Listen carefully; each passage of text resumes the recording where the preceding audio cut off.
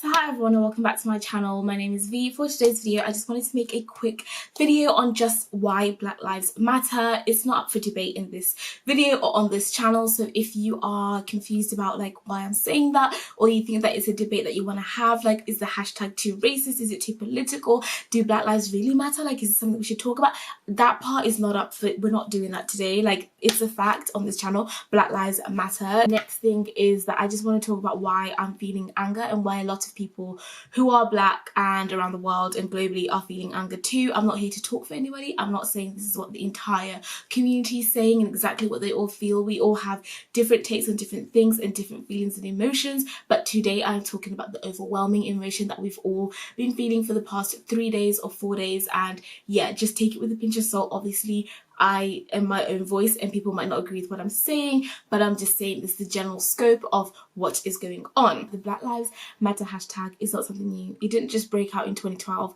after the murder of Trayvon Martin by George Zimmerman.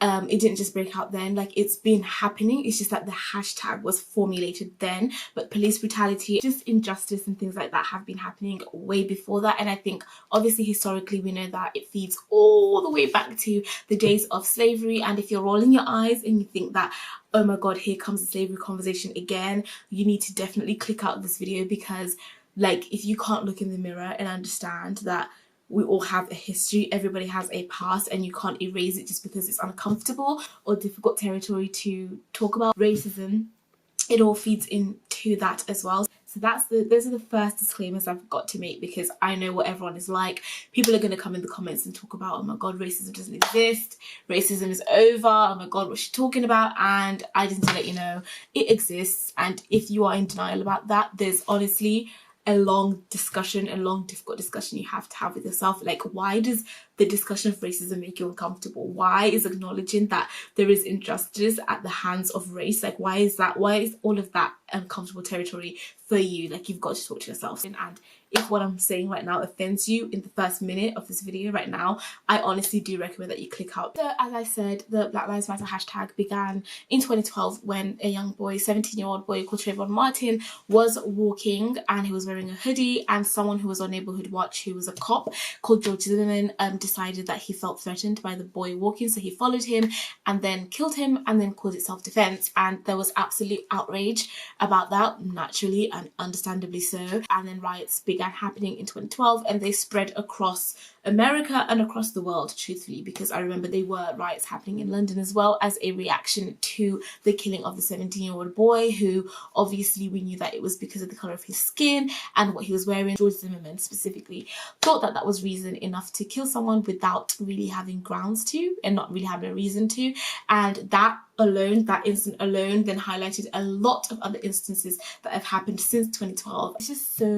It's such a shame, and it's so traumatic, and it's so heartbreaking. And to see right now, as in this week, the death of George Floyd, who was killed by a police officer who put his knee on his neck for I think 9 minutes, or is it 10 minutes, and he was screaming, I can't breathe, and he still kept his knee on his neck. And that death has sparked anger again. Like, anger's always there. Let's not, like, I don't want you guys to confuse this. This is just a catalyst of what's already going on. So people are already angry. The Black Lives Matter movement is already happening. Things are happening every single day. There are organizations and people who are working to like help fight this on a regular basis, but sometimes an event happens that catches the global eye, and the death of George Floyd did that. And right now there are riots and lootings and things happening in Minneapolis where George Floyd was murdered. And it's just, I think what's making a lot of Black people angry, and a lot of people like myself angry, is that how the conversation has moved from a man losing his life, a man being murdered in broad daylight by a police officer, to now people being called thugs, Black people being called thugs, Black people being arrested, people now talking about why they're ruining their towns, why they loot. Like, the conversation has moved from the taking of a life to now, why do Black people do this? Why are they so dramatic? Why are they always talking about racism? And it's just like, wait a minute. Someone's life was taken, and your worry is whether or not Target will recover from like having a shop looted and rioted. I'm not listen, I'm not trying to say that it's good to steal. My point is, if things are happening over and over and over again and the peaceful protests have been trialed and they clearly didn't work because people are still getting killed, we're still seeing video recordings, we're still seeing racially charged moments that happen, like Amy Cooper, for example. That was so disgusting. I cannot even express to you, and I think you guys might have seen the video, I don't know if you have or not, but she literally called the police and said, there is a large African American man threatening me and I feel scared. And the video shows that he wasn't even near her. He wasn't threatening her. He was using a calm voice. He simply asked her to put her dog on the leash in the bird watching area. And she said, I'm going to get you. I'm going to get you back. And what I'm going to do is tell the police that I, a white woman who's crying and feeling scared on the phone, is being threatened by a large African American man. And the reason she said that, and this is where the anger is coming from, the reason she said that is because she knows what we all know. Amy Cooper knew what every black person knows, which is our skin is an indication of danger, be scared, and use tougher measures. That is what happens. Like when you have back-to-back skin, automatically the world sees you in a completely different light to how they'd have seen you if you were white. There were riots and protests because people wanted to get haircuts and they were tired of COVID. The president of the United States tweeted saying, listen to them, they're good people, like listen to them. Now that there's a death that has occurred, somebody has been killed in broad daylight on recording by a police officer and people are rioting for it, he's called them thugs. The treatment and the difference, and because of race, like it's so obvious, and people when they deny it, I'm like, I don't understand what denial's gonna do, you know? Amy Cooper knew what we all know, which is that by saying that he's African American, she knew that the police would come in a heartbeat and they would save her, and that potentially that man would get in big trouble because how dare he threaten a white woman, which he didn't, but she made it up because she knew it would be true. Like she knew, regardless whether it was happening or not, by her calling the police and saying it's happening, automatically Christian Cooper was going to get arrested or potentially killed. She knew that, and that's why she used that as a weapon. And it's just so... And I want you to know that I know that this is going to be very American centric just because of what's happening right now in this climate. But I need you to know that Britain is the same. Like the issues are the same here. It's just like you don't really hear about shootings per se, but you will hear about stop and search. Sorry, the camera battery died, so now we're using my phone. But black men are stopped and searched at higher rates than any other race, and they're stopped and searched on the suspicion because they look suspicious. Looking suspicious is basically black skin, wearing tracksuits, hoodies, and being in a certain area. And it's like, wow, if you see that a large number of ethnic minorities, especially black people, live in certain areas because of social and political and economic disadvantages. So when you say that people in a certain area look suspicious just because of the area they come from, that's already racially charged within itself. Then because of the colour of their skin, you already think they're in danger and they're already doing something wrong.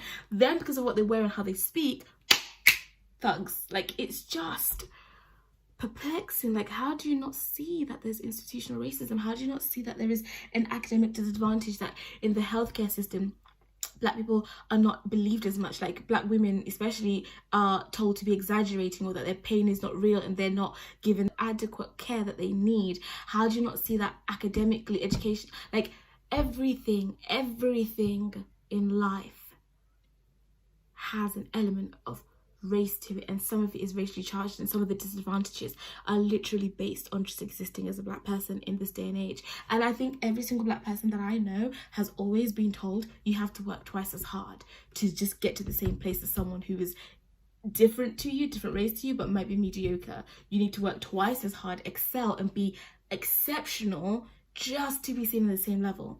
And it's just so sad. And like, when we're angry and we decide how we want to like show our anger, it's discussed, it's debated, it's like, is it right, is it wrong? And it's like, you don't get to like start the fire, then decide how we're allowed to put it out. Do you know what I'm trying to say? Like, you don't get to like kill someone and then now decide how people grieve or show the anger or show their disappointment or show how they feel let down. And it's like, wait a minute, these systems weren't even designed to protect us. I know I'm like talking such a general because it's not true of everything, and I know that, and I'm just speaking from like a point of anger, and probably some of the stuff I'm saying is not right, but I'm just expressing myself, you know. And we're not like any different. Like Grenfell did happen, Windrush happened.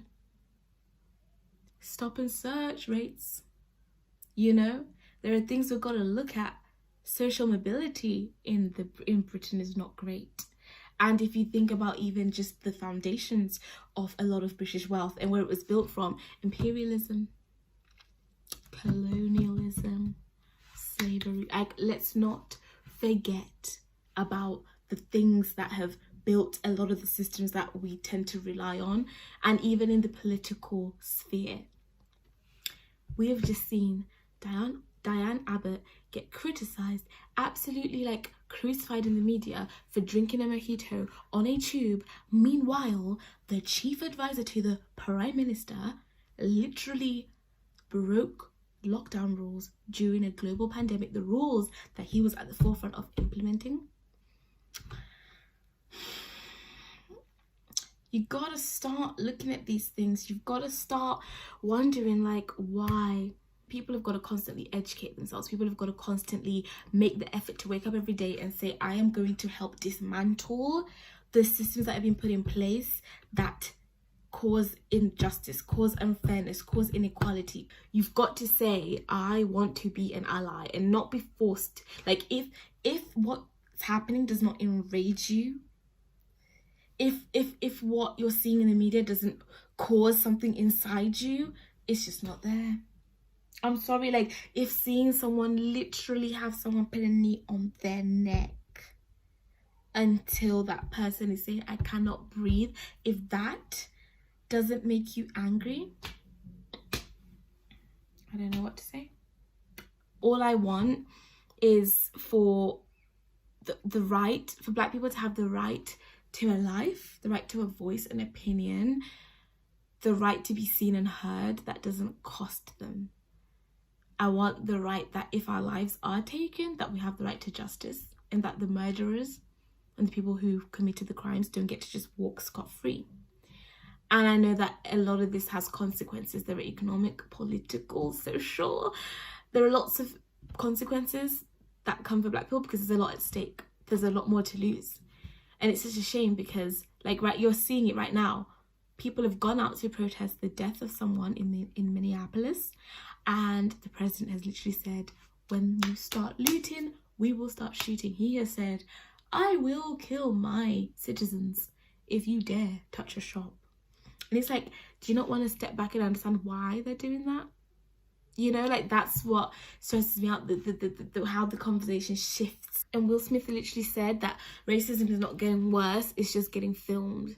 You know, like, it's not getting worse. It's just being caught on camera because social media has the power to do that. Racism is on every level of society. Like, it is on every level, institutionally, academically, health, politically, socially, economically, religiously, everywhere.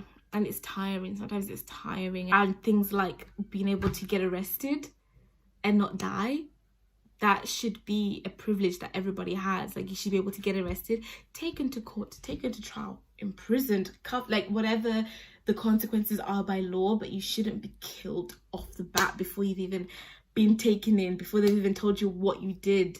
Like, George Floyd, he didn't even get to hear his sentence. He didn't even get to know exactly why he'd been arrested and what was happening. He just died. And that's, I don't know, man. If that doesn't infuriate you, we don't have a conversation to be having. Anyhow, that is it. That is all that I wanted to say, just to highlight that it's not just an American problem, it's a global problem. Britain has it as well. Britain was literally built off the foundations of, like, imperialism, colonialism, you know, the backs of slavery and stuff like that. And if you want to deny that, go ahead, it's fine. But I just think if our schools taught more Black British history, just to show where we've came from, how things have happened. I don't know why Black lives are up for discussion. I don't know why their protection and preservation and their equality is up for discussion. I just don't know why it's a thing to even discuss. Like, it shouldn't be a thing. It's just such a shame. Anyhow, the links are going to be in my bio to organizations that help Black people, whether it's in academics, youth work, politics, whatever. I'm going to link it all down below. I'm going to link down below the organizations that are helping support people who've been like arrested in the looting and the riots and things happening in Minneapolis. I'm gonna put links to George Floyd's memorial funds, stuff like that. I'm gonna put links in the bio, because all that we can do is try to move forward and try to like implement change and try to raise awareness, use our voices, our platforms. And I feel very sad, and I just want to see genuine change, because I think a lot of Black people, I know we're tired. I don't want to put another rest in peace at the hands of police brutality. Like, I don't want to see another video of someone literally losing their lives. Eric Garner, Sandra Bland, Trayvon Martin, too many to name. There are actually too many to name. That is all that I have to say. Help amplify the Black voices, help be an ally. Racism is rife and racists exist. I'm gonna go because I'm feeling real sad. I think we're globally mourning right now, because George Floyd could have been anyone's uncle, he could have been anyone's son, husband, you know. Goodbye. And the links are in the bios. Donate, read, educate yourself, help, just do something, but don't do nothing, because it affects us all. Anyway, see you soon. Bye.